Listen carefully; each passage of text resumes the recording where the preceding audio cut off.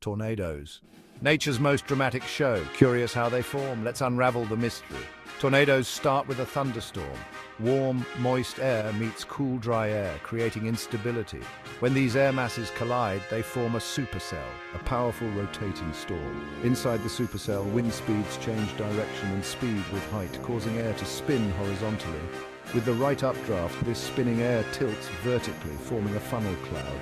If the funnel touches the ground, you've got a tornado, but knowing how they form isn't enough. When severe weather strikes, stay informed. Keep a weather radio handy and know your safe place.